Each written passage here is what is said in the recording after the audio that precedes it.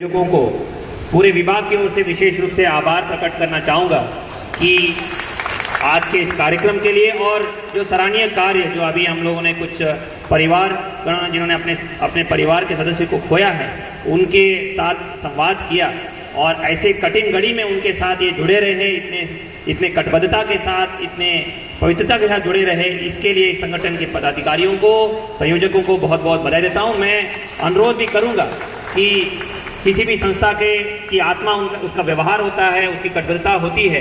ये जो शुरुआत आपने अच्छी की है, बहुत सराहनीय प्रयास किया है, तो इसको आगे बढ़ाने के लिए हमेशा अपने आप के लिए एक बहुत हाई स्टैंडर्ड रखिएगा।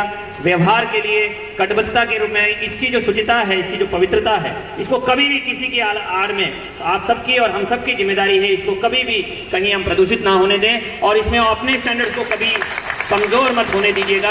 बहुत सारे शिक्षक साथियों का विश्वास आपके साथ जुड़ा है, विभाग के सभी हम सबके विश्वास आपके साथ जुड़ा रहेगा। ये बहुत ही अच्छी पहल है और ये दिखाता है संगठन की कितनी ताकत है। आपसी सद्भाव में, आपसी आत्मीयता में एक बहुत बड़ी एक उत्तर प्रदेश की जो शिक्षा व्यवस्था है, हमारे शिक्षकों की जो संख्या है, पूरे देश भर में सबसे बड़ी संगठन, सबसे बड़ी संस्था ये है। और अगर जब 6 लाख शिक्षक एक साथ जब ठान लेते हैं, दुनिया की कोई ताकत उसको नहीं रोक पाएगी उसको हासिल करने के लिए। इसलिए जब भी मौका मिलता है शिक्षकों से सीधा संवाद करने का, मैं उस मौके को नहीं गंवाता हूं। हमने कोशिश यही की है शासन के मार्गदर्शन में कि सभी शिक्षकों को एक सुगम और अच्छी व्यवस्था मिले, आपको महसूस हो कि आप कुछ बड़ी चीज के, बड़े संगठन के हिस्सा हैं।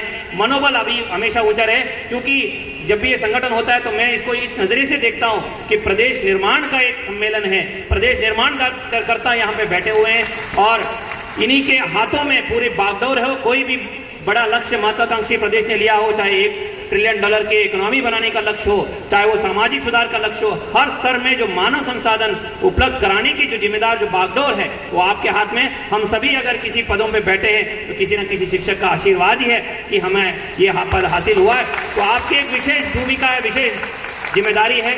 इसीलिए शासन ने हर स्तर पर अधिकारों का प्रतिनिधान से लेके एक व्यवस्था आपको देने की कोशिश की है। मानव संपदा पोर्टल का विकास किया, जो इंडिया का सबसे बड़ा ह्यूमन रिसोर्स मैनेजमेंट पोर्टल है, जिसमें आपको मैं विश्वास करता हूं कि आप सब उसमें सक्रिय सहभागी बने हैं, आगे भी बने रहेंगे और पारदर्शिता में एक नई मिसाल क्रिएट करेंगे। और मैं इस मंच के माध्यम से आपको आश्वस्त करना चाहूंगा शासन की ओर से, अगर कहीं किसी शिक्षक का शोषण संज्ञान में आता है या किसी तरह की परेशानी होती है, उसका अंजाम बहुत बुरा होगा और जो भी करेगा उसको एक मिसाल बन के हम आगे खड़ा करें। चाहे वो सर्विस बुक की व्यवस्था हो, चाहे वो अवकाशों की स्वीकृतियां हो, चाहे वो पेरोल के मामले हो, ये सब ऑनलाइन कर दी गई हैं। उम्मीद है कि कहीं पे भी आपको कोई दिक्कत, कार्यालय का चक्कर काटना या बाबुओं के चक्कर काटना, फाइलों में खो जाना, इस तरह की व्यवस्था ना हो। इसको और सुदृढ़ बनाने के लिए हम लोग कटिबद्ध हैं, लेकिन 2 कदम आपको भी बढ़ाना पड़ेगा। सब मिलकर ऐसी व्यवस्था बने जो शिक्षकों को इस संस्था का हिस्सा होने में गर्व महसूस हो। ऐसी चीजें हमें कोशिश करनी चाहिए। अभी अति शीघ्र एरियर, सुपर एन्युएशन भी हम ऑनलाइन करने वाले हैं। शिक्षकों का पदस्थापन, स्कूल आवंटन ये ऑनलाइन किया है। इसमें और भी निरंतर सभी शिक्षकों से वार्ता चलती रहती है। जितने भी अच्छे अमूल्य सुझाव आते हैं उनको अंगीकृत करते हुए और सुधारात्मक कार्रवाई उसमें किया जाएगा। हमारी सबकी कोशिश होनी चाहिए कि इस वित्तीय वर्ष में मानव संपदा पोर्टल को, जिसमें शिक्षकों की सारी व्यवस्थाएं हो, वो हम लोग देश की सबसे अच्छी व्यवस्था में से एक करके दिखाएं। इसके साथ ही मैं अनुरोध करूंगा कि स्कूलों में हमारे शिक्षकों के लिए और हमारे बच्चों के लिए ऑपरेशन कायाकल्प में जो महत्वाकांक्षी सपना संकल्प के साथ गए हैं हम लोग, उसको संतृप्त करके करें और उसमें केंद्रीय भूमिका हमारे शिक्षक साथियों को निभाना है। बहुत बड़ा जन आंदोलन का रूप उसको मूर्त रूप देना है। हमारे जनप्रतिनिधियों से लेके सभी लोगों ने इसमें बीड़ा उठा लिया है। स्कूल को गोद लिया जा रहा है, वित्त पोषण की व्यवस्था की जा रही है।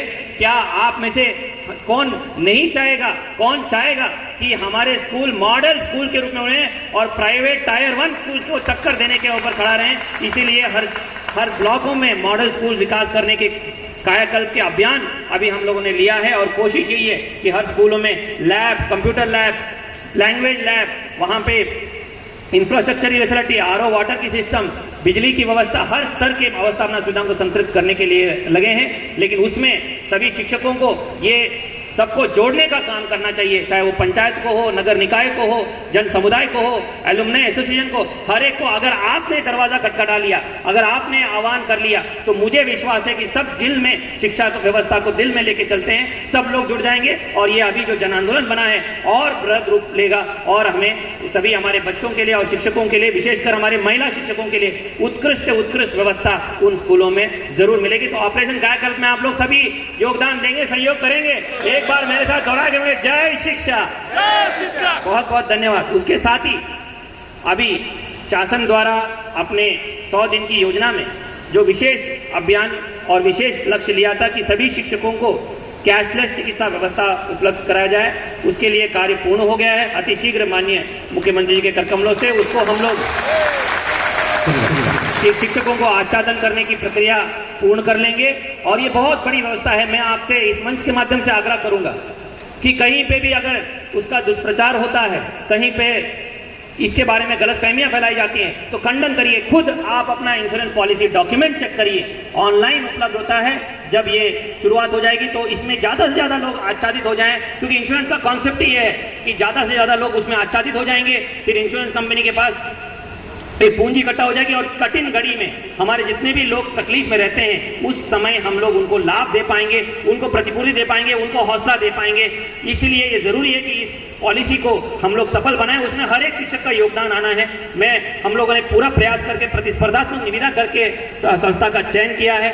परिषद की तरफ से ये कार्य किया जा रहा है। हर स्तर पे हम लोग उसको मॉनिटरिंग अनुश्रवण करते रहेंगे। किसी को भी, क्योंकि सरकार इसमें एक पार्टी बन के एग्रीमेंट कर रहा है, तो निश्चित रूप से आप सबके लिए बहुत सुगम और अच्छी व्यवस्था वहां रहेगी और कठिन घड़ी में आपके साथ सरकार और सभी लोग साथ में रहेंगे। इस व्यवस्था को सफल बनाने के लिए आप सबका योगदान चाहिए। एक बार हाथ उठा के हम लोगों का हौसला उसमें जरूर बुलंद कराइएगा कि ये काम हम लोग हासिल करेंगे।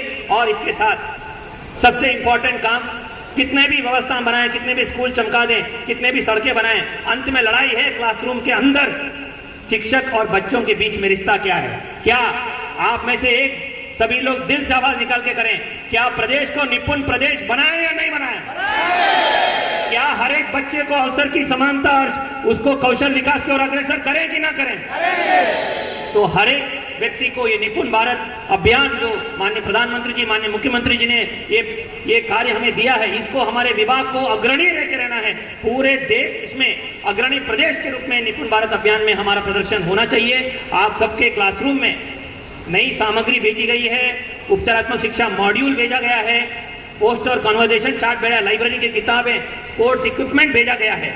अभी बस ऐसा लगना चाहिए कि बच्चे आनंद उठा के पढ़ रहे हैं। हमारी कक्षाओं में रूपांतरण होना चाहिए।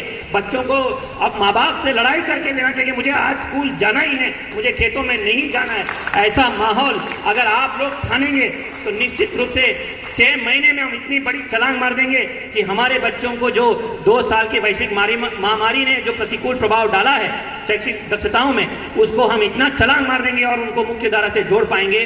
तो मेरा आप सबसे विनम्र आग्रह है कि निपुण भारत अभियान को सफल बनाने के लिए, निपुण लक्ष्य को हासिल करने के लिए हर बच्चे को व्यक्तिगत ध्यान देते हुए उसको ऐसा मनमोहक वातावरण दें।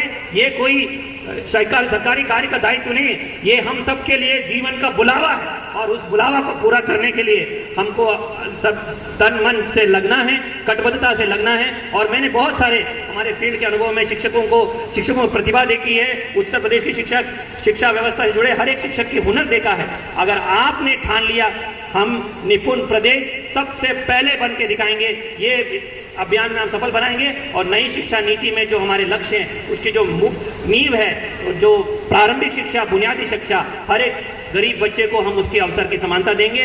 मैं आप सबको आज के सही कार्यक्रम में मुझे आमंत्रित करने के लिए, प्रतिभाग करने का अवसर देने के लिए तहे दिल से धन्यवाद देता हूं। ये टीचर सेल्फ केयर टीम की संस्था को बहुत बहुत शुभकामनाएं देता हूं आगे के लिए। और इस तरह के अभिनव प्रयास, इस तरह के संस्थागत प्रयास निरंतर हमारे विभाग में चलने चाहिए, इसी की कामना करता हूं। मैं आप सबको बहुत बहुत शुभकामनाएं देता हूं और आज की गोष्ठी के लिए भी बहुत बहुत बधाई देता हूं। एक बार मेरे साथ सभी दोहराएंगे ताकि हमारे माननीय मंत्री जी, माननीय स्वाति मैडम को, सभी को हम आश्वस्त करें और पूरे प्रदेश को आश्वस्त करें कि सब मिलकर निपुण प्रदेश बनेंगे। जय हिंद, जय शिक्षा, बहुत बहुत धन्यवाद।